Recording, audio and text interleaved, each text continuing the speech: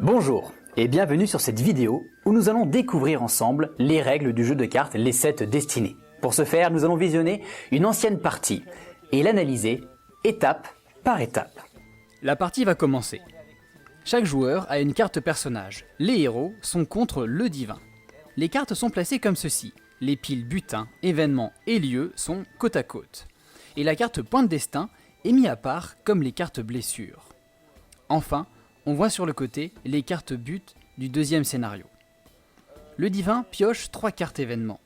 De leur côté, chaque héros pioche un butin. Moi je suis Fangor, j'ai le droit à 2 butins. C'est vrai. Première étape, retourner un lieu. Qui sont les terres glaciaires, ça commence mal pour vous. Milieu très hostile, les terres glaciaires ne connaissent que le déchaînement des vents et la piqûre mortelle du froid qui engourdit quoi que ce soit.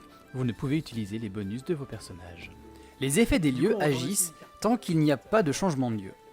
Pour commencer l'aventure, le divin choisit la carte de sa main qu'il veut jouer. À ce moment, il y a 2 possibilités.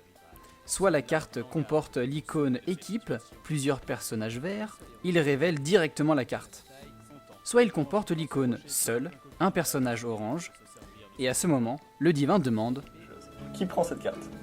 Les cartes événements peuvent aussi arborer l'icône cadenas. S'il est au-dessus du paragraphe, alors l'événement est obligatoire. S'il se trouve au milieu, cela veut dire que le héros n'est bloqué qu'à partir du moment où il choisit d'interagir avec la carte. Il y a aussi l'icône dé, et je pense qu'il est assez parlant, ainsi que l'icône combat. Maintenant, comment est-ce que l'on résout un lancer de dés? Entre parenthèses, nous avons le score à atteindre, 6 ou plus, qu'il faut réaliser avec le résultat du dé, plus la caractéristique du personnage. Les caractéristiques se comptent au nombre de 3, social, physique ou attaque. Le héros devra donc ajouter au dé la caractéristique qui s'impose. Les cartes blessures et empoisonnement sont là pour représenter l'état du personnage. S'il a une blessure et en reçoit une seconde, alors le héros meurt. Borgir, il n'a décidément pas de chance. Et donc tu prends une deuxième blessure et je suis désolé, mais Borgir décède. S'il est empoisonné et qu'il y a un changement de lieu, alors il meurt.